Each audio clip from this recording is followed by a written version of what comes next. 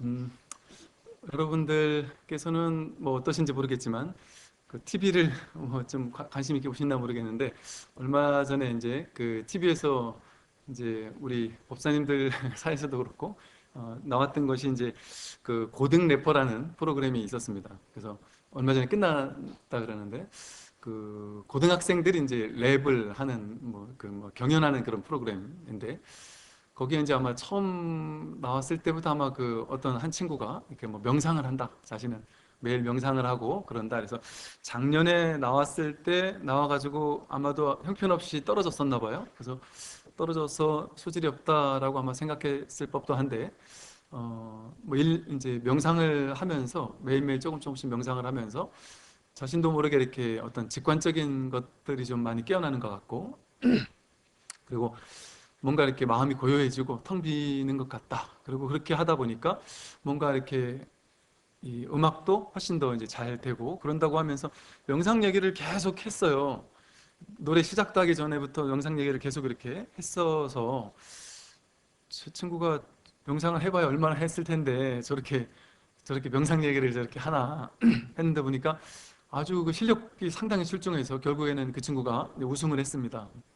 근데 뭐랄까 그 다른 오디션 프로그램 같은 데서 보면은 막 1등 하려는 욕심이 크면 클수록 아무리 잘하던 사람도 떨면서 이렇게 오히려 실수를 하고 이러기가 쉬운데 그런 것 없이 아마 이렇게 잘 했던 것 같아요. 그 친구가 했던 말 중에 그런 말이 있더라고요. 그 뭐 no pain no gain 이래 가지고 보통 세상 사람들은 뭔가 힘들고 고통받지 않으면 성공할 수 없다. 뭔가 열심히 하면서 막 너무너무 힘이 들고 그런 것 없이 성공하는 사람은 없다. 이제 이런 것이 세상 사람들의 보편적인 사고방식인데 자신은 그것에 동의하지 못하고 그것이 동의하지 않았을 때도 성공할 수 있다라는 어떤 뭐 생각을 했다는 것이죠. 그러면서 자신은 음악을 할 때 정말 막 힘들게 고되게 고생스럽게 해서 뼈를 깎는 막 고통과 고행을 섞어가면서 음악을 하고 싶진 않았다. 그래서 자신은 아주 즐겁게 재미있게 누리면서 즐기면서 아주 항상 그 재밌게 하는 것을 중심으로 즐겁고 재밌게 긍정적으로 이렇게 음악을 했다는 것이죠. 그래서 보니까 뭐 부정적인 생각 같은 것들을 아예 없이 아주 긍정적인 마음으로 그렇게 음악을 하는 모습이 어린 아이였지만 어린 고등학교 2학년밖에 안 된 학생이었는데 참 뭐랄까 이 대견스럽고 참 아주 그 보기가 좋았었습니다. 그걸 보면서 제가 우리 장병들에게 이걸 보여줘야 됐다는 생각이 제일 먼저 났었는데요. 어, 실제로 우리가 꼭 뭐 음악뿐 아니라 뭐 사업을 하든지 일을 하든지 또는 뭐 돈을 벌든지 뭐 무엇을 하든지 간에 어, 잠시 명상을 하게 되면 명상이라는 게 막 그렇게 거창하고 대단한 뭔가가 있는 것이 아니고 명상을 하게 되면 우리 내면에 있는 어떤 나의 진짜 힘이랄까요? 본연의 힘? 내가 그동안은 이렇게 제한된 힘만 쓰고 있었다면 본연의 힘과 본연의 지혜들을 끄집어내서 쓸 수 있는 어떤 계기를 마련해 줍니다. 왜 그러냐면 어, 평소에 우리는 항상 이 분별심을 쓰고 산다고 했잖아요. 이게 생각을 써서 삽니다. 항상 우리는 생각을 가지고 모든 것을 이루어내고 만들어내고 생각을 가지고 인생을 살아요. 대상을 보자마자 생각해서 해석을 해버립니다. 특정한 사건을 보자마자 저 일은 좋은 일인지 나쁜 일인지 나에게 득이 되는 일인지 해가 되는 일인지를 해석하고 특정한 사람을 보자마자 좋은 사람인지 나쁜 사람인지를 해석함으로써 그 사람을 이렇게 대하는 것이죠. 그런 오디션 프로그램 같은 게 있었을 때 아니면 성공과 실패의 어떤 분기점에 있을 때 이걸 내가 잘하면 이런 일이 벌어질 텐데 하고 집착을 하고 욕심을 내기도 하고요. 그것처럼 우리는 평소에 이 집착과 욕망에 딱 있기 때문에 끊임없이 생각을 가지고 인생을 삽니다. 생각을 움직여서 세상을 사는 것밖에 해본 적이 없는 거죠. 하루 종일 생각에 늪에 빠져 있습니다. 나는 생각하지 않는다라고 여기던 순간에조차 항상 생각은 돌아가고 있어요. 자동적으로 돌아가게 됩니다. 생각은. 나의 의사와는 전혀 상관없이 생각은 언제나 돌아가고 있다는 것이죠. 그러다 보니까 그 생각이라는 것이 바로 분별심이거든요. 생각이 일어나려면 이것과 저것을 비교, 분별해야지만 일어날 수 있습니다. 과거와 현재를 둘로 나눠 놓고 과거에서 일어났던 수많은 일들, 수많은 것들을 비교하면서 지금을 판단하게 되거든요. 그러니까 생각이 일어나면 그것은 바로 분별이 되는데, 우리는 그렇게 생각을 쓰고 살아가느라고, 생각을 쓰고 산다는 건 뭐냐면 내 중생심에 기대어서 인생을 산다는 얘기예요. 그러니까 생각이라는 중생심이라는 그 허망한 것에 기대어서 살다 보니까 본연의 지혜가 나올 수가 없습니다. 인과법 속에서만 사는 거예요. 원인을 제공하면 거기에 따른 결과가 오는 세계 속에서만 삽니다. 그러니까 열심히 한 사람은 성공하고 열심히 못한 사람은 실패하는 일밖에 벌어질 수가 없습니다. 그런데 이 생각 너머에, 생각만 따라가지 않으면, 생각을 진짜라고 생각하면서 실체화시키지만 않는다면, 생각 너머에, 생각이 잠시 비워진 자리에 생각 없음, 무심이라고 하는, 이걸 굳이 표현한다면 불심이라고도 할 수 있고 불성이라고도 할 수 있는 부처님의 마음, 우리 중생심, 번뇌, 망상에 오염된 마음, 그 너머에 번뇌, 망상이 일어나지 않는, 분별심이 일어나지 않는 부처님의 마음이 언제나 있다는 것이죠. 언제나. 왜냐하면 이것은 마치 이 배경과도 같이 깔려 있는 겁니다. 배경과도 같이, 마치 이 고요함과도 같이, 수많은 소리들은 소리가 잠깐 생겨났다가 사라지고 생겨났다 사라집니다. 우리가 메아리 같은 것이 울릴 때 보면 고요하던 산에, 거대한 산에서 누가 한 소리 하나 지르면 그 소리를 질렀다는 인연 따라 메아리가 막 울려 퍼지지만, 다시금 그 메아리는 조금 있다가 사라지고 다시 그 텅 빈 고요함으로 돌아가거든요. 그 고요함이라는 돈 바탕 위에서 수많은 소리들이 일어났다가 사라지는 것과 같이, 근데 그 소리가 일어나고 사라지는 자리는 본래 텅 비었던, 그 소음이 없었던, 그 어떤 소리도 없었던 자리에서 그 소리가 인연 따라 생겨났다 사라지는 것이거든. 그것과 마찬가지로 우리의 이 중생심이라는 분별심은 본래 텅 빈 본래의 마음, 본래 부처의 마음, 모든 사람에게 이 부처의 마음은 다 갖춰져 있습니다. 다 갖춰져 있는 이 본래의 마음 속에서 잠깐 인연 따라 수많은 생각들이 일어났다 사라지고 일어났다 사라지면서 그 생각을 믿게 되고, 생각이 나라고 여기고 내가 생각으로 만들어낸 것을 진짜라고 여기는 것이죠. 저쪽에서 어떤 소리가 일어납니다. 야, 너 나쁜 놈 하고 욕을 하면서 나를 비판하는 소리가 일어났을 때, 그걸 내 머릿속에서 생각을 가지고 해석해서, 아, 내가 진짜 나쁜 놈이구나, 저 사람도 나쁜 놈이구나, 저 사람이 나를 욕했구나, 막 울분에 차고 막 화가 사무치고. 근데 그 화가 일어난 것, 그 사람의 그 말에 내가 화를 일으킨 것 자체가 하나의 생각이 만들어낸 환상이거든요. 내 생각이 만들어낸 화인 겁니다.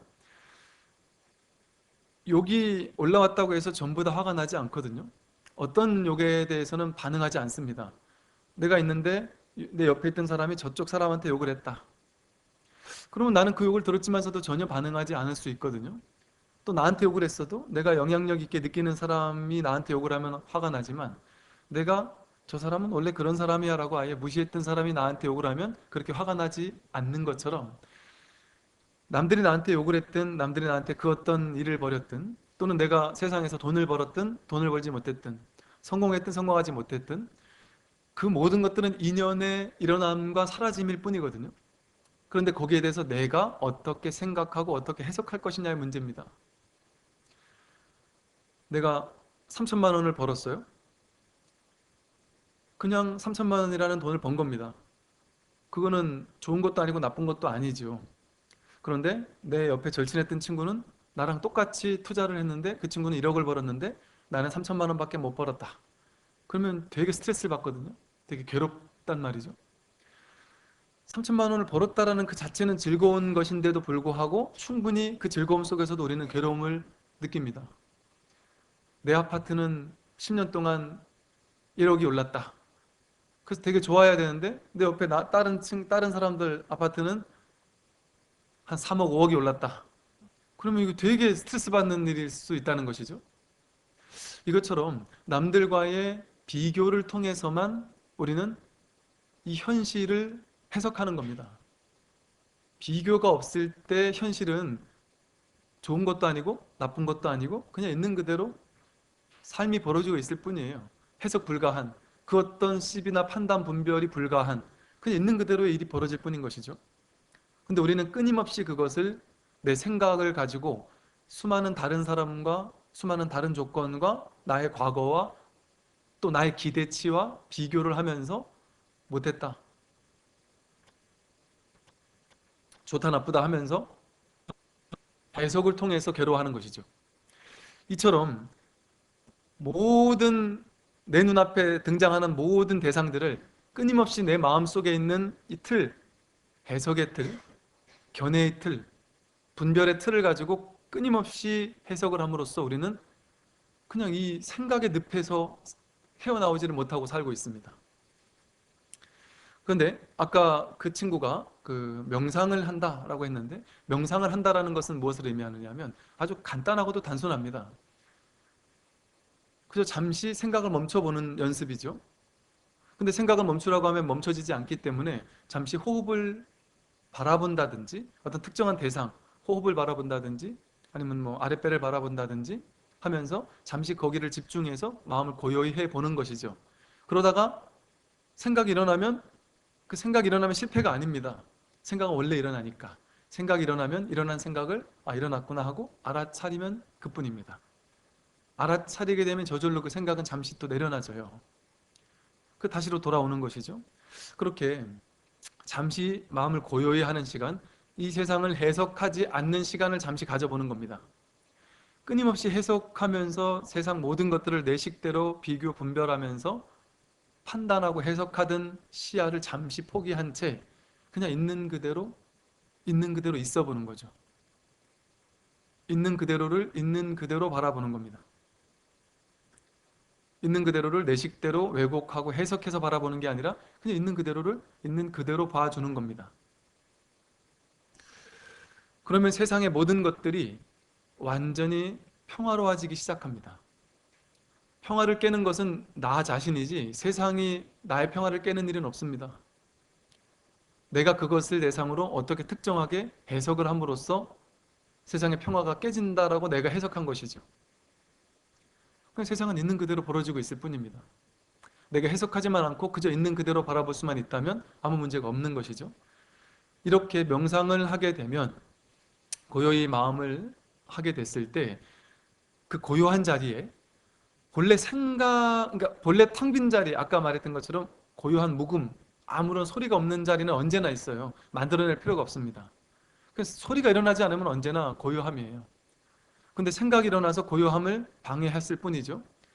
그리고 우리는 고요함에는 관심이 없잖아요. 관심을 기울이지 않잖아요. 소리가 일어나면 소리에만 관심을 기울이지. 이처럼 항상 소리에만 관심을 기울이면서 그 소리를 해석하고 살다가 소리가 일어나기 이전의 배경의 자리, 그 묵음, 그 소리 없음, 생각이 일어나지 않음, 그 텅 빈, 아무런 맛도 없고 느낌도 없고 그런 그 텅 빈 배경에 잠시 있어 보는 것이죠. 근데 사람들이 이것을 하지 못합니다. 왜냐하면 태어나서 지금까지 해왔던 것이 일어나는 소리에 반응하고 소리에 관심 가지고 소리에만 관심 가지고 해석하는 것만 해왔거든요. 그러니까 소리 이전의 배경은 한 번도 관심 가져본 적이 없거든요. 소리가 일어나면 그 소리, 더 좋은 소리를 찾아 떠나고, 인생에서도 끊임없이 더 좋은 인생, 더 좋은 삶, 더 좋은 것들, 더 좋은 소유물들, 이런 것들만 끊임없이 찾아다녔기 때문에 그 더 좋다, 더 나쁘다 할 것 없는 그 텅 빈 배경, 그 모든 것들이, 좋고 나쁜 것들이 일어나기 이전 자리, 그 자리에 관심 가져본 적이 없습니다. 그러다 보니까 우리는 팔자대로 가는 거예요. 업대로 가는 겁니다. 왜? 내가 그 업에만 관심을 가지니까. 내가 행위한 것만 관심을 가지니까. 행위한 것은 인과법이거든요. 어떤 특정한 원인을 제공하면 거기에 따른 결과가 생겨나는 법칙입니다. 그 인과법이 내 인생을 지배하게 됩니다. 이제 그런 얘기 있잖아요. 점 보러 가면 점쟁이들이 이렇게 점을 봐주는데, 이 점을 보기 어려운 사람이 있다. 뭐 이제 스님들은 점 보기 어렵다 이런 말이, 스님이라서 점 보기 어렵다는 얘기가 아니라 사람들도 마찬가지인데요. 업대로 안 사는 사람은 점을 봐도 맞을 수가 없는 겁니다. 어떻게 하는 게 업대로 안 사는 것이냐? 복과 지혜를 닦아가는 사람은. 복을 끊임없이 짓되 무주상보시를 해서 상을 내세우지 않고 내가 이만큼 했으니까 이런 과보를 받겠지, 그런 생각을 하지 않고 그저 텅 빈 마음으로 무주상보시를 했어요. 텅 빈 마음으로 하는 보시는 내가 결과를 기다리지 않기 때문에 거기에는 무량한 공덕이 깃드는 이유가 뭐냐면, 결과를 기다리지 않으니까 그저 했을 뿐, 그거로 끝나는 겁니다. 그러니까 그 자리에 놀라운 복덕이 깃드는 것이죠. 그러니까 본인의 복은 요만큼밖에 없는 사람인데 그렇게 텅 빈 무주상 보시를 베풀게 되면 복대로 안 가는 거죠. 업대로 안 가는 것이죠. 더 큰 복을 받게 되니까 업대로 갈 수가 없는 것이죠. 또 하나, 지혜를 증장한다라는 것은 뭐냐면, 마음을 비우고 아까 말한 것처럼 분별심에 오염된 세상만을 살다가, 해석하는 삶만을 살다가 해석 이전짜리, 분별 이전, 생각 이전의 자리에 잠시 존재해 보는 겁니다. 마음 공부하는 것이죠. 이 마음 공부라는 것은, 이 법문이라는 것은, 법문을 듣는다라는 것은 바로 그 생각 이전의 자리, 분별 이전의 자리를 계속해서 가리키고 있고 계속 그 자리에 뿌리 내리도록 이끌고 있는 겁니다. 그래서 나도 모르게 법문을 듣다 보면 나도 모르게 그 분별 이전 자리를 그리워하게 되고 분별 이전 자리를 궁금해하게 되고 관심을 기울이게 되면서 저절로 공부가 되어 가는 것이죠. 그래서 이렇게 생각 이전 자리에 잠시라도 뿌리를 내리는 공부를 하고 연습을 하게 되면 그 사람은, 생각의 자리는 인과의 자리인데 생각 이전 자리는 인과가 아닙니다. 비인빛과라고 하거든요. 본래 완전히 갖춰진 자리입니다. 인과가 해당되지 않는 자리입니다. 그러다 보니까 인과응보에서 노연한 삶을 살게 되죠. 인과응보 속에 살지만 인과응보를 뛰어넘은 삶을 사는 겁니다. 그러니까 점을 봐봐야 알아차릴 수가 없는 것이죠. 그 이전의, 그 겉에 드러난 물결이 이게 좋은 물결이냐 나쁜 물결이냐, 이렇게 물결이 치면 다음에 이 물결은 어디로 가느냐, 이런 걸 연구하는 게 인과라면, 팔자라면, 이 불법은 물결 이전의 바다, 소리 이전의 그 침묵, 그 자리를 얘기하니까 팔자, 업, 이런 것을 뛰어넘는 자리입니다. 어제도 우리가 금요반에서 얘기를 했는데, 부처는 업과는 상관없는 자리다, 업에 영향을 받지 않는다, 이런 얘기가 있거든요. 이처럼 우리가 마음 공부를 하고 법문을 듣고 불법에 관심을 기울이고 혹은 명상을 하고 이런다라는 것은 곧 분별 이전 자리, 잠시 분별하지 않는 자리로 잠시 있어보는 연습이죠. 예를 들면 어떤 중대한 사안이 있어요. 중대한 일을 하러 갑니다. 회사에서 아주 중요한 걸로 누군가를 만나러 가거나 아니면 너무나도 중요한 일이 있다, 이럴 때 잠시 그걸 누구를 만나러 들어가기 직전에 그 문 앞에서 잠시, 사람들은 누가 시키지 않아도 그 숨을 한번 크게 들이쉬고 나서 큰맘 먹고 들어가잖아요. 그 왜 그러겠습니까? 저절로 잠시 한숨 쉬면서 그 호흡을 잠시 하면서 생각을 탁 멈춰보는 겁니다. 그런데 그런 것을 조금 의도적으로, 이를테면 가는 길에서 잠시 호흡을 관찰하면서 생각을 탁 내려놓고 내가 잘해야지 못해야지 하면서 생각으로 머리를 굴려서 그 사람을 만나서 이런 얘기 나오면 이렇게 대응하고 저렇게 나오면 저렇게 대응하고 해서 이 사람을 잘 설득시켜서 이 사업을 꼭 할 수 있도록 해야지, 그렇게 아무리 머리로 100번 1000번 머리를 굴리고 가도 그대로 안 되거든요. 그렇게 머리를 굴리고 가는 대신 차라리 마음을 비우는 연습을 하는 것이죠. 돼도 좋고 안 돼도 좋다, 그러나 난 그 순간 최선을 다할 뿐이다 하고 마음을 잠시 비우고 그 들어가기 직전에 잠시 3분이든 5분이든 호흡이 들어오고 나가는 것을 가만히 지켜보면서 생각 없음. 그냥 가만히 꼭 호흡을 억지로 보라는 이유가 호흡을 보라는 그것이 중요해서가 아니라 잠시 이렇게 눈을 감고 가만히 있으면 나라는 존재에서 감지되는 게 호흡밖에 없어요. 그 감지되는 그것을 잠시 집중하면서 생각을 비우라는 것이거든요. 생각을 비우게 되었을 때 좀 방편으로 얘기한다면, 그전에는 중생심이 계속해서 나를 지배하고 있다가 생각을 잠시 비우는 시간, 명상하는 시간 동안 중생심이 아닌 열애심, 부처의 마음, 내 안에 본래 나를 지탱하고 있던 부처가 잠시 고개를 들이밀면서 부처의 지혜가 나와 공명을 하기 시작합니다. 아까 이제 음악하는 그 친구도 명상을 하게 되면 뭐가 좋으냐 하니까, 명상을 하게 되면 예를 들어 가사를 쓸 때, 랩하는데 가사를 쓰는데 어떻게 써야 될지에 대한 좋은 아이디어나 생각이 떠오르지 않을 때 그냥 막 떠오르려고 막 애를 쓰는 것보다, 애써서 답이 나오는 것이 아니라는 것이죠. 애쓰기보다 애쓰는 마음을 탁 내려놓고 그냥 고요히 있다가 눈을 딱 뜨고 그냥 쓰려고 했을 때 훨씬 어떤 직관 같은 것들이 깨어난다, 이런 표현을 하거든요. 직관이나 영감 같은 것들이 깨어난다 이럽니다. 그 말이 뭐냐면 내면에 본래 갖춰져 있던 나의 무한한 자원, 무한한 지혜, 무한한 영감, 무한한 어떤 부처님의 마음이 그 순간 잠시 깨어나는 겁니다. 그럼 명상을 해야지만 깨어나느냐? 반드시 그렇진 않습니다. 잠시 고요히 했을 때 누구에게나 그런 어떤 번뜩이는 영감 같은 것들이 일어나거든요. 혹은 무언가를 바라보면서 이런 얘기를 하거든요. 어떤 가수가 예를 들어 어디 음악회를 갔는데 거기 음악회를 하다가 자신의 음악 하는 순서가 끝나고, 음악하는 순서 끝나기 전까지만 해도 이제 내가 음악을 해야 되니까 이제 준비도 하고 정신이 없었는데, 음악을 딱 끝나고 그 온 가수들이 너무 면면이 좋아서 자신도 그냥 저쪽 한쪽에 가서 나무 밑에 앉아가지고 그 가수들의 음악을 이렇게 듣고 있는데, 어느 순간 그 음악을 들을 뿐이면서 지금 이 음악회 장면 전체가 그냥 하나로 탁 다가오면서 그냥 이곳에 있는 나무 한 그루, 풀 한 포기, 이 은행나무 아래에 있는 이 단풍 하나하나, 이 음악회 장면 하나하나, 사람들의 모습 하나하나가 그냥 어느 순간 그냥 이렇게 한바탕으로 다가오는 순간들이 있거든요. 그러면서 어떤 영감이 탁 떠오르는 그런 일들이 있습니다. 그래서 그때 그 영감을 그 자리에서 막 이렇게 적었다가 가져와 가지고 작사를 했다.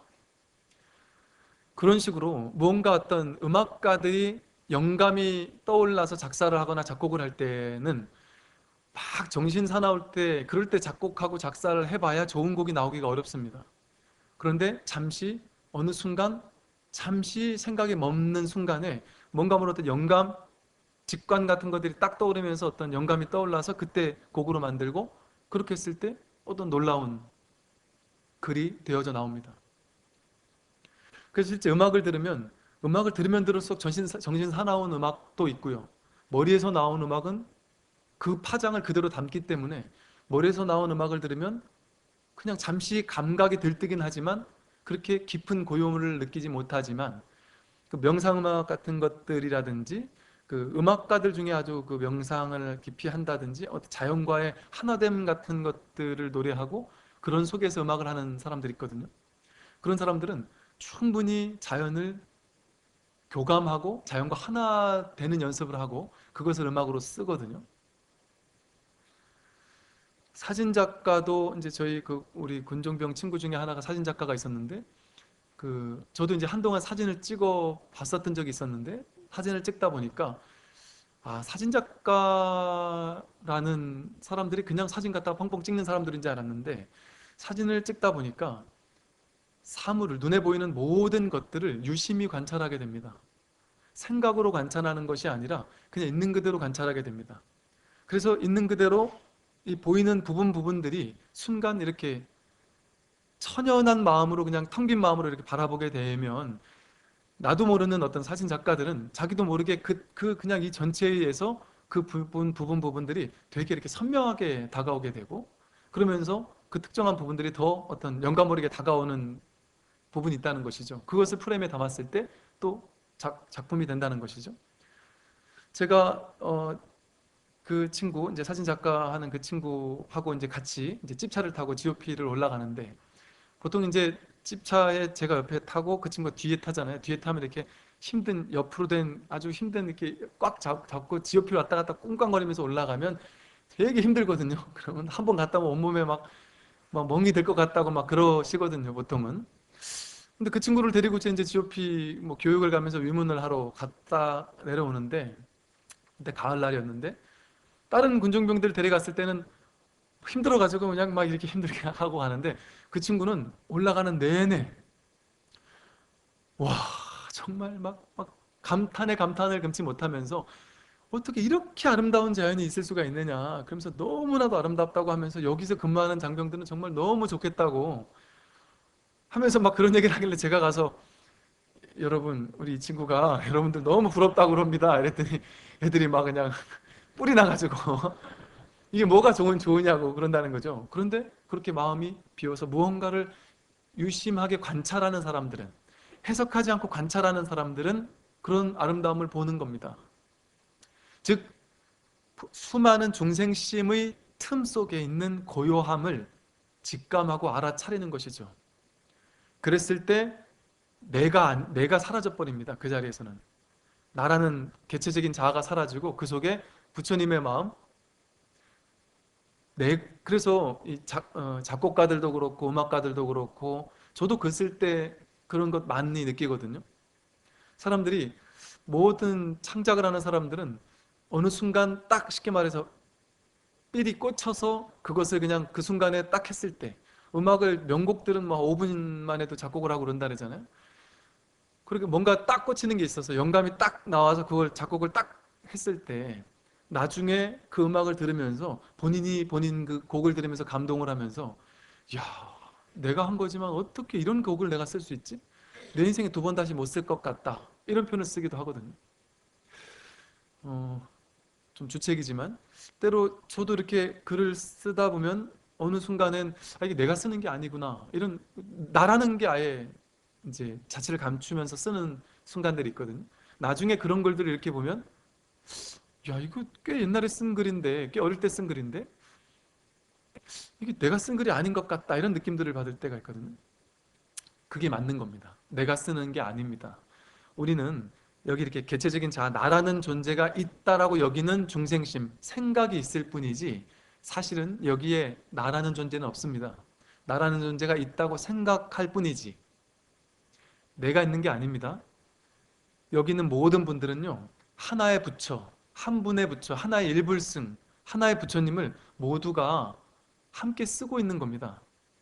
하나의 부처를 함께 쓰고 있는데 그 텅 빈 자리에서 함께 쓰고 있는데 우리는 그 텅 빈 자리는 관심 없고 텅 빈 부처님의 하나의 자리는 관심 없고 그 생각에만 관심이 있는 거죠. 내 생각, 내 거라는 그 상에만 관심이 있고 그 생각, 분별심에만 관심이 있다 보니까 그 분별심이 나의 본연의 모습을 흐트러뜨리는 것이죠. 그래서 우리가 언제나 언제나 우리는 온전히 100% 부처님과 진리와 지혜와 하나가 되어서 살 수밖에 없는 존재들입니다. 제 말을 지금 듣고 있다라는 그 자체는 이미 부처라는 소리예요. 그게 부처라는 것을 증명하고 있습니다. 제가 하는 말을 듣고 있다면 듣는 놈이 누구겠어요? 이 귀가 들을 수 없습니다. 귀는 듣다가도 못 듣고 못 듣다가도 듣고 내가 죽고 나면 귀가 못 들어요. 귀를 듣는, 지금 이 소리를 듣고 있는 자가 있단 말이죠. 듣고 있는 이 말을 듣자마자 듣는 그 자리는 부처님의 자리인데 부처님이 듣는 것인데 우리는 듣자마자 곧장 해석해버리죠. 듣자마자 곧장 해석하면 두 번째 자리에 떨어진 겁니다. 그게 두 번째 화살을 맞는 것이고 그게 바로 중생심으로 떨어지는 겁니다. 이 소리를 듣는 그 놈이 부처님인데 이 소리를 듣는 건 똑같아요. 여러분이 첫 번째 자리에서 들을 때 해석 이전에 듣기만 할 때는 이 소리를 듣는 그 자리는 여기 있는 모든 분들이 다르지 않고 똑같습니다. 왜냐면 하나의 부처가 듣기 때문에 여기 새 한 마리가 있을 때 이렇게 하면 깜짝 놀라 날아갈 겁니다. 그 새가 듣는 것과 여러분이 듣는 게 똑같습니다. 첫 번째 자리에서 부처님 자리에서 듣는 것이기 때문에. 그런데 곧장 자기 생각으로 해석을 하니까 그 생각으로 해석된 것을 이 소리라고 느끼는 겁니다. 첫 번째 자리에서 그냥 들을 뿐, 해석 이전에 그냥 들을 뿐의 자리, 그 자리가 부처의 자리인 줄 모르고 이렇게 얘기해도 저 소리가 뭔 소린가 하고 듣거든요. 이렇게 듣는데 이렇게 계속 듣다 보면 왜냐면 이렇게 듣자마자 바로 해석을 해버리니까 우리는 이 소리를 듣자마자 곧장 해석한 거를 쫓아가요. 그러다가 이런 법문을 계속 듣고 듣고 또 듣고 또 듣고 또 듣다가 어느 순간 한 번 생각이 딱 멈춘 채 이 소리를 듣는 순간이 온다는 것이죠. 그게 바로 견성의 순간이고 자기 성품을 확인하는 순간이다. 그 부처가 무엇이냐? 이거야 이렇게 얘기를 합니다. 부처가 무엇이냐? 근데 주장자를 딱 들어 보입니다. 큰 스님도 주장자 들고 갔다가 그리고 본문 다 끝났다고 내려가는 분들도 계시죠. 이 소리를 듣는 첫 번째 자리에서 듣는, 그게 바로 부처님이 듣고 있는, 이미 여러분들은 100% 부처가 아니면 들을 수가 없습니다.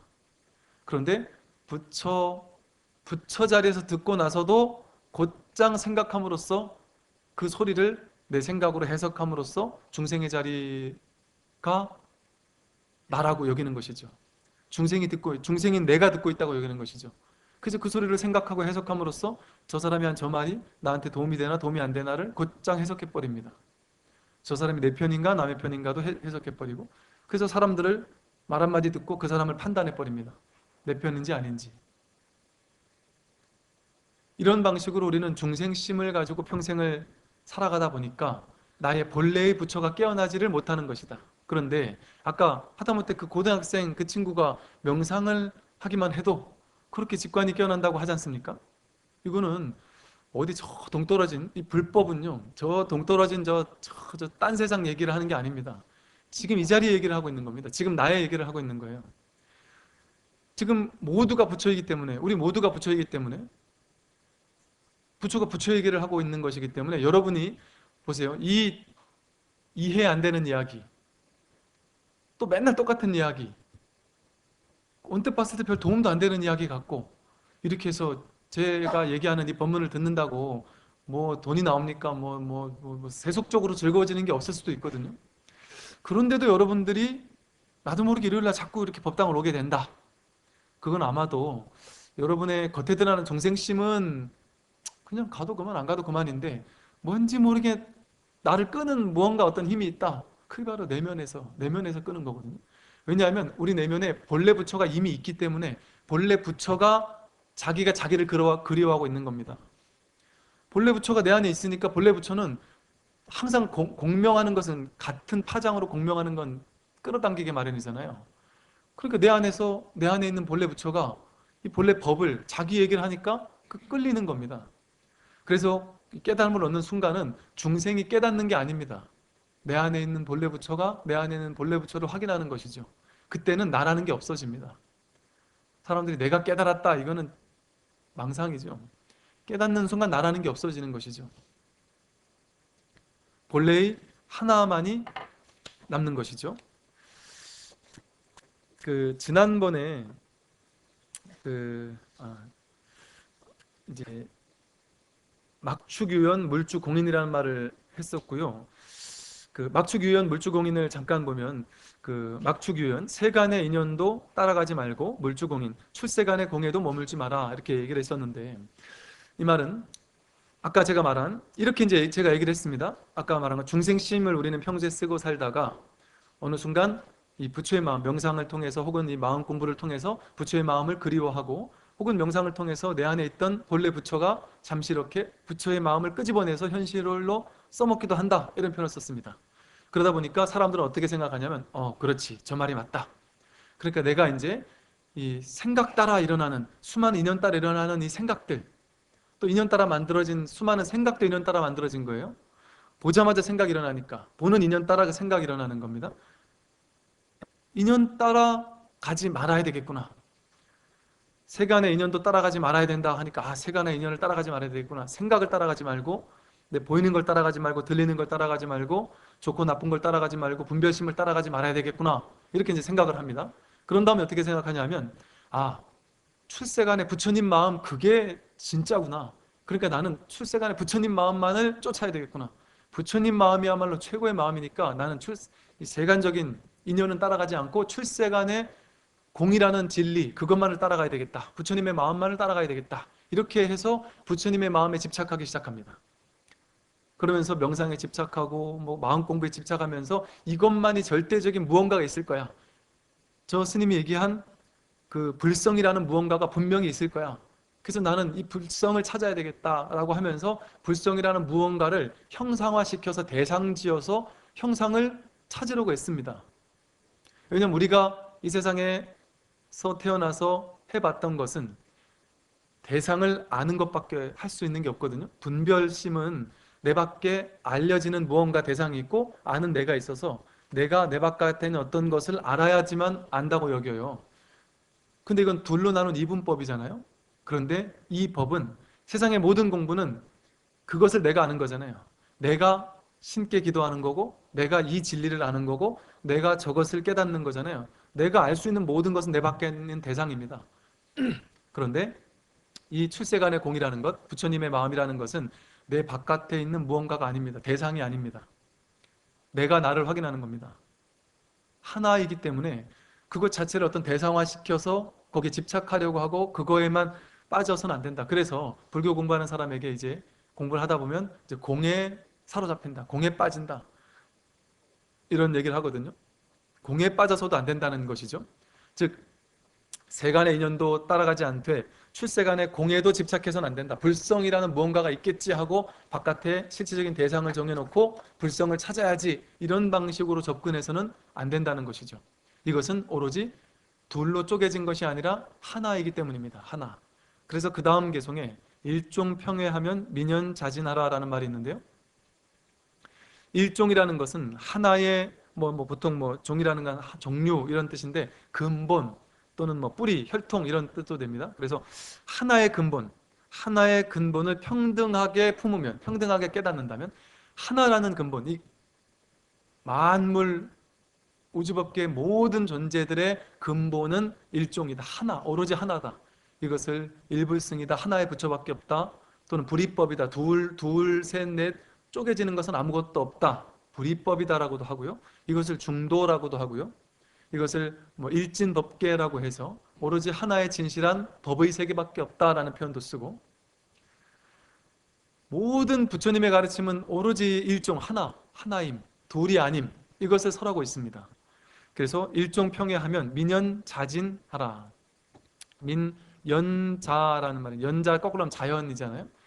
자연 그대로 모든 티끌들은 저절로, 자연스럽게 저절로 살아갈 것이다. 즉 내가 번뇌 티끌을 없애려고 중생심을 없애려고 막 애써서 되는 문제가 아니라, 애쓴다라는 건 뭐냐면 번뇌가 따로 있고 내가 따로 있어서 내가 번뇌를 없애야지라는 둘로 나뉜 법이거든요. 오로지 하나라는 그 사실을 자각하기만 하면, 하나라는 본 성품을 확인하기만 하면 저절로 자연스럽게 모든 번뇌 티끌들은 그냥 사라져 간다는 것이죠. 그래서 번뇌 티끌을 없애려고 애쓸 것이 아니라 이 하나임이 무엇인지를 확인하면 된다. 그래서 명상은 두 가지 방법이 있습니다. 파사의 방법 혹은 현정의 방법입니다. 파사의 방법은 삿된 것을 파하는 방법, 즉 분별심, 중생심이 문제가 된다고 하니 중생심을 없애야지 해서 중생심 하나하나를 없애버리는 방법입니다. 윗바사나라고 해서 어떤 생각이 일어날 때 일어나는 생각을 있는 그대로 관찰하면 그 생각이 사라진다. 그렇게 얘기하거든요. 그러다 보니까 사람들은 마음 공부를 통해서, 명상을 통해서 올라오는 수많은 생각들을 있는 그대로 관찰하는 것을 통해서 그 생각을 없앱니다. 앉아서 좌선해서 명상하는 걸 통해서 생각이 일어나면 생각을 화두로 딱 뒤덮어 버립니다. 그렇게 생각 하나하나를 없애려고 생각하는 것이죠. 혹은 생각이 일어날 때, 화가 일어날 때 그걸 연불을 통해서 그걸 없애버리려고 애쓴단 말이죠. 그런데 생각은 수만 개가 하루에 일어나는데 그 수행에, 그 생각을 없애는데 성공하는 일은 몇 번 벌어지지 않아요. 그러다 보니까 수만 번 일어나는 생각과 끊임없이 싸워 이길 수가 없습니다. 불가능에 가깝다는 것이죠. 그래서 이것은 하나의 방편입니다. 명상을 통해 그 생각을 잠시 멈추고 하는 것은 하나의 방편입니다. 왜냐하면 그것은 쉬운 일이거든요. 둘로 나눠 놓고 하는 일이거든요. 내가 여기 명상하는 사람이 있고 내가 없애야 할 번뇌가 있어서 내가 명상을 통해 번뇌를 없애겠다, 이렇게 얘기하면 공부하기가 훨씬 쉽잖아요. 이런 공부 방법을 알려주면 여러분들이 당장 실천할 수 있지 않습니까? 그런데 이 선의 방법은 현정의 방법입니다. 바른 것을 드러낸다. 즉 바른 것이라는 게 바로 진리인데요. 진리를 곧장 드러내 보여주는 방법을 쓴단 말이죠. 진리를 곧장 드러내 보여줌으로써 의식이, 분별심이 꽉 막히게 해버립니다. 이게 바로 부처거든요. 이게 바로 부처인데도 이 소리를 듣자마자 부처를 확인하고 나서 곧장 이 소리를 나도 모르게 해석해서 중생심으로 간다는 것이죠. 그럼에도 불구하고 이게 바로 곧장 부처거든요. 이렇게 얘기하면 장난치는 것 같거든요. 좀 장난치는가 하고 나중에는 어이없는 웃음이 납니다. 좀 뭔 소리 하는 건지를 도대체 알 수가 없네. 이걸 이게 부처겠구나. 알 것 같다. 이 소리를 잘 관찰하다 보면 여기서 부처가 딱 등장하겠구나. 이런 모든 생각들은 이거를 확인하지 못하게 할 수밖에 없습니다. 이게 부처다라고 할 때는 그냥 꽉 막혀서 모르겠다. 내가 알 수 있는 게 아니구나. 처음에는 이 소리를 들으면 이걸 열심히 들으려고 애씁니다. 그래서 이런 소리 딱 들을 때만, 그래서 어떨 때는 야, 저 스님이 앞에 나가가지고 오늘 하루 종일 죽기만 쳤으면 좋겠다, 이런 생각이 들 때가 있어요. 왜냐하면 이 소리를 계속 듣다 보면 깨달을 거라고 생각하니까. 그럴 정도로 모르겠단 말이에요. 이 소리가 부처라는데, 이게 지금 부처를 확인하고 있는 거라는데 부처가 확인 안 되잖아요. 그러면 확인 안 되면 모르는 거지 않습니까? 몰라야지만 공부가 됩니다. 모를 뿐, 오직 모를 뿐. 이 선은 오직 모를 뿐의 공부입니다. 부처를 드러내주고 있지만 부처가 뭔지 몰라요. 여러분, 매 순간 부처가 드러나고 있습니다. 매 순간 이 죽빛 소리가 나고 있습니다. 새가 지저길 때 그 새소리를 듣는 놈이 있어요. 근데 우리 듣는 놈을 확인하기 이전에 새가 오는구나 이렇게 해석해버리잖아요. 새가 오는 게 아닙니다. 부처가 드러나고 있는 것이지. 지하철에서 사람들이 째깍째깍 소리 째잘째잘 얘기하고 지하철 소리가 소음이 들릴 때 그 소음 하나하나가 전부 다 부처를 드러내고 있는 소리입니다. 매 순간 거기서 부처를 확인할 수 있습니다. 내가 길을 걸을 때 한 발 한 발 걷고 있는 그게 내가 걷는 걸까요? 전자동으로 걸어가고 있잖아요. 생각, 하루에 5만 개, 6만 개 생각이 일어난다고 하는데 그 생각을 여러분이 의도해서 일어납니까? 생각은 그냥 저절로 일어나요. 모든 것은 저절로 이루어집니다. 밥 먹고 나서 막 그 소화시키려고 막 애를 씁니까? 애쓰지 않아도 소화는 저절로 소화가 일어납니다. 제가 말을 하게 되면 여러분들은 그냥 저절로 말을 듣고 있어요. 모든 것은 자연스럽게 저절로 이루어집니다. 이 모든 것을 내가 하는 게 아닙니다.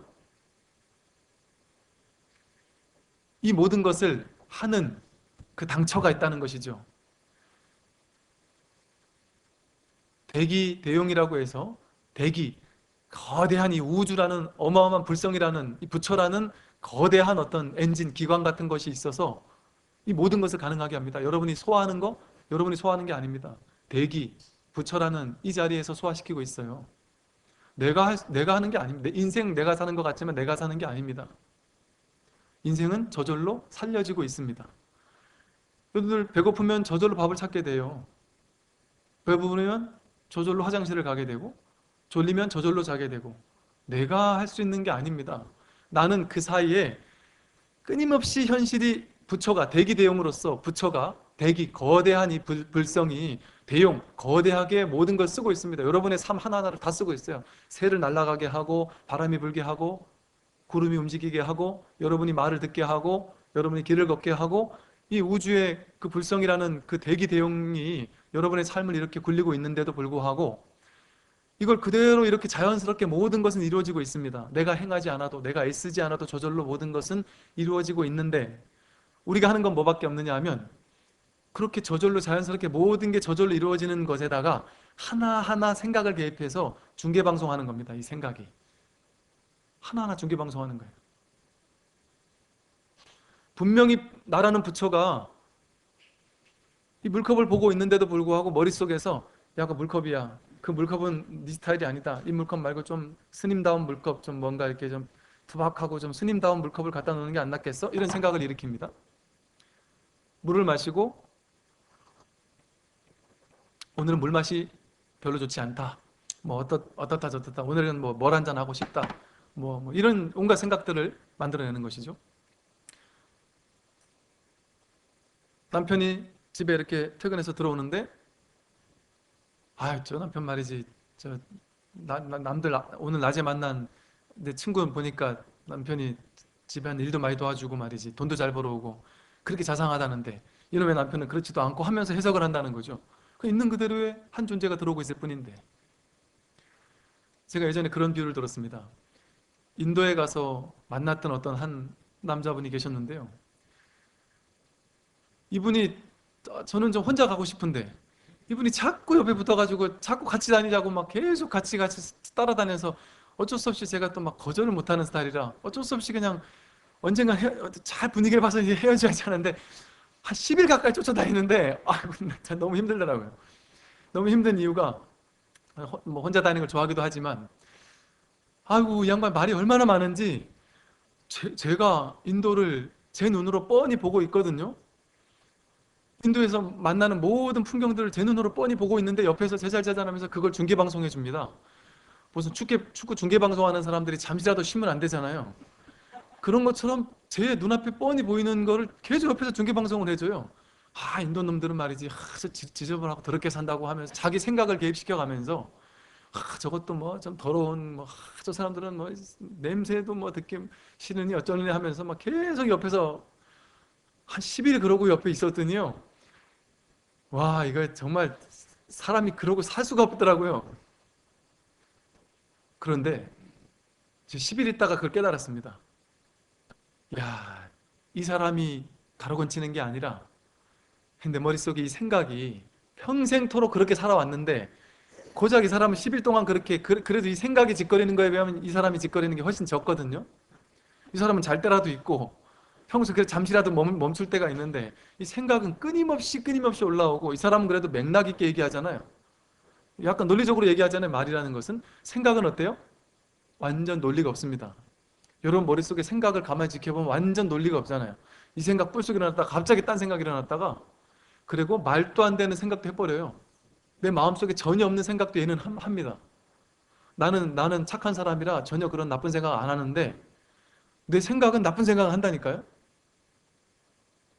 이 신문을 보고서 마누라가 계획적으로 남편 보험을 막 들어놓고 남편을 죽게 했다. 그런 얘기를 들으면 욕하면서 나는 그러면 보험을 안 들어놨나? 이런 생각이 불쑥 올라온단 말이죠. 올라오고 나서 스스로 수스라치게 스스로 놀라면서 아, 내가 나쁜 놈이구나. 내가 어떻게 이런 생각을 조금이라도 어떻게 이런 생각을 할 수 있지 하고 깜짝 놀라요 또. 그걸 가지고 놀랄 필요가 없습니다. 그게 생각의 특성이기 때문에 그래요. 내가 나쁜 놈이라서 그런 생각을 일으키는 게 아닙니다. 생각은 내가 아닙니다. 생각은 그냥 인연 따라 일어나는 거예요. 누가 젊은 날에 어릴 때 죽었다. 뭐 어느 집에서 어떤 남편이 죽었다더라 이런 얘기 들으면 내 남편도 죽으면 어쩌지 하는 생각이 또 불쑥 일어나요. 그럴 필요가 없는데도 병원에 한번 갔다 오면 나도 저렇게 아파지면 어쩌지 하는 생각이 불쑥 일어납니다. 이렇게 끊임없이 머릿속에 5만 가지 생각들이 있는 그대로의 아무 문제 없이 이렇게 사라지고 있는 아무 애쓰지 않아도 저절로 이렇게 사라지고 있는 완전한 삶을 우리는 매 순간 살고 있는데 매 순간 여러분들은 완전한 부처의 삶을 살고 있습니다. 그런데 그것을 이 중생의 생각이 자꾸 생각하고 해석하고 하면서 괴로우면 그냥 괴로우면 되는데 몸이 아프면 그냥 아파주면 되는데 아파서 내가 곧 죽으면 어쩌냐 뭐 남들보다 내가 더 아프니까 나는 비참한 인생이다 나는 실패한 인생이다 그러면서 두 번째 세 번째 화살을 자꾸 맞는 거죠. 아픈 건 문제 상황이 아니라 그냥 있는 그대로의 아무 문제 없는 상황입니다. 생로병사가 원래 모든 존재의 특성이기 때문에 누구나 아플 수밖에 없어요. 누구나 죽을 수밖에 없습니다. 아무 문제 없는 일이에요. 근데 그걸 가지고 끊임없이 생각하고 해석함으로써 두 번째, 세 번째 화살을 맞는 이 분별심이 내 삶을 짓밟는 주범입니다. 세상은 나를 괴롭힐 수 없습니다. 내 생각이 나를 괴롭힐 뿐이지. 아무리 괴로운 삶이 벌어진다고 할지라도 그것을 괴롭다라고 내 생각이 규정 지은 것이지 그건 그냥 내가 경험하면 되는 겁니다. 모든 것을. 경험하면 되는 것이지 그건 좋거나 나쁜 게 아닙니다. 군에서 막 엄청 무거운 짐을 짊어지고 저도 이제 목사님, 신부님, 스님들 모여가지고 우리 삼사관학회에서 임관하기 전에 훈련을 받거든요. 엄청 무거운 짐을 짊어지고 한 40kg 가까이 되는 짐을 짊어지고 일어나서 1층으로 가서 집합을 해야 되는데 일어나지지가 않는 거예요. 근데 이걸 들고 어떻게 30km를 갈 수가 있지? 상상이 안 되더라고요. 일어났다가 바로 주저앉았거든요. 이거는 미친 짓이다. 근데 어쨌든 힘들게 1층까지 가서 겨우 섰는데 가게 되더라고요. 그런데 그렇게 갈 때는 되게 힘들잖아요. 군에서 이렇게 훈련받는 생각이 힘들잖아요. 그런데 제가 군에 와서 한 7년 있다가 제가 막 너무 간절히 바래서 날 인도 좀 보내주십시오 해가지고 한 3개월 인도 갈 일이 생겼는데, 그때 제 스스로 제 선택에 의해서 40도 50도를 웃도는 그 더위 속에 가면서 가방에 근 한 50kg 들면서 간 것 같아요. 그때 막 한참 사진기에 꽂혀 있을 때라, 사진기 인도 내가 두 번 다시 갈 일이 있을지 모르는데 부처님 성지랑 인도를 가면서 사진을 찍어 와야 된다. 부처님 성지를 다 다니면서 사진을 찍어 와서 나중에 신도님들, 우리 불교교리 또는 부처님 생애 가르칠 때 내가 직접 찍어온 사진을 보여드려야 된다. 뭐 이런 여러 가지 생각들이 있었다 보니까 사진기에다가 렌즈 몇 개에다가 그 사진기만 가져가면, 그때는 또 그렇게 데이터가 큰 게 없었어요. 그러니까 노트북을 들고 갔습니다. 노트북에다가 또 제가 책을 엄청 좋아했었어요. 그 당시만 해도 책에 완전히 미쳐 살았어요. 책 최대한 얇고 조그만한 책을 열 몇 권을 들고 왔습니다. 미쳤죠.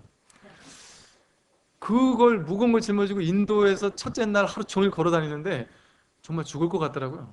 이렇게 더운 걸 처음 경험해 봤는데다가 이렇게 무거운 걸 짊어지고 내가 왜 이러고 여기까지 왔나 싶은데, 제가 좋아서 온 거잖아요. 제가 좋아서 온 거다 보니까 너무너무, 저는 3년, 3개월을 보내면서 너무 가장 제 인생에서 육체적으로는 가장 힘든 시기를 보냈는데 정신적으로는 가장 정말 제 인생에 빛나는 순간들이었습니다. 보세요. 50도를 웃도는 더위 속에서 어마어마하게 무게를 짊어지고 길을 걷고 있는 것이 반드시 괴로움일 필요는 없습니다. 내 마음에 따라서 그것은 행복이 될 수도 있고 괴로움이 될 수도 있는 것이죠. 하물며 그 무거운 걸 짊어지고 5,500고지 히말라야 산소가 부족한 곳까지 올라가서 한 발 한 발 허겁지면서 올라가면서도 행복할 수 있는 것이죠. 너무나도 그 히말라야에서 제 정말 너무나도 아름다운 순간이었거든요. 그걸 이제 글로 이렇게 써놓고 또 이야기를 했죠. 그때 이제 그 글을 보고 갔던 수많은 사람들이 있었고요. 또 제 이제 후배 스님이 그 얘기를 듣고 제가 갔던 똑같은 코스로 히말라야에 갔습니다. 히말라야 5,000고지에 이렇게 와이파이가 되는 곳에서 저한테 카톡이 왔더군요. 스님이 갔던 5,500고지 휴게소에 제가 지금 있습니다. 그 다음 톡에 뭐라고 써있냐면, 왜 얘기했던 그런 건 하나도 없고 내가 여기 왜 와 있는지 모르겠다 지금. 도대체 뭐가 그렇게 좋았다는 것이냐 하면서 오기도 했다는 것이죠. 이처럼 동일한 상황이 누군가에겐 극락과도 같지만 누군가에게 지옥과도 같을 수도 있고, 동일한 상황은 상황 자체는 아무 문제가 없으나 그걸 내가 어떻게 받아들이냐에 따라서 지옥과 극락을 오고 가는 겁니다. 그래서 돌아가세요. 하나인 근본만 바로 깨달으면, 하나임, 이 하나라는 마음, 대기대용 하나의 마음이 여러분의 삶, 우리 모두의 삶을 동시에 운행시키고 있습니다.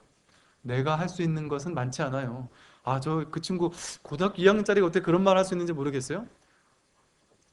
노 페인 노 게인이라는 그런 기존의 모든 사람들이 가지고 있는 그 프레임을 난 깨고 싶다. 그것을 난 믿고 싶지 않다. 그리고 나는 그것을 내 삶을 통해서 증명하고 싶었다. 그리고 실제 나는 그렇게 살았다. 나는 음악을 막 열심히 애써서 노력해서 하지 않았고 즐겁게 했다. 너무나도 재미있게 했다. 그랬을 뿐이다. 그럼 매 순간을 그냥 즐기고 싶을 뿐이다. 그렇게 자신에게 주어진 삶을 그냥 경험하는 것, 누려주는 것, 해석하지 않고 경험해 주는 것, 그거야말로 가장 우리가 이 눈부신 이 부처님이 살고 있는 이 불국토를 불국토로 만들 수 있는 방법입니다. 이 눈부신 불국토가 한 생각 중생심을 일으키면 아주 억척스럽고 괴로운 고뇌의 땅이 되거든요. 그러나 지금 이대로 아무 문제 없음에 뿌리를 내린 채 이대로를 있는 그대로 받아들이게 되면 삶은 더 이상 아무 문제가 없습니다. 이 자리에서 바로 불국토가 되고, 아프면 아픈 대로 아무 문제가 없습니다. 걸어가는데 무릎이 아프면 무릎이 아픈 대로 아무 문제가 없습니다.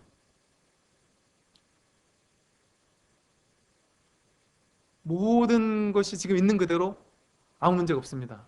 내가 문제 있다라는 생각만 일으키지 않으면. 그래서 지금 이대로를 그저 경험해 주는 것, 그게 바로 내가 부처로서 살아가는 방법이고 그게 바로 마음 공부입니다. 그래서 스님들께서 공부는 좌선하는 곳에 있지 않다. 공부는 삶 속에 있다. 내가 하루하루 길을 걸으면 길을 걷는 그것이 부처의 삶이고, 모든 삶 자체가 다 부처의 삶이기 때문에 그것을 해석하지만 않고 있는 그대로 받아들인 채 경험해 주기만 한다면, 해석 없이 그대로 고스란히 받아들여 주기만 한다면, 그게 바로 삶 속에 마음 공부를 하는 겁니다. 오늘 여기까지 말씀드리겠습니다.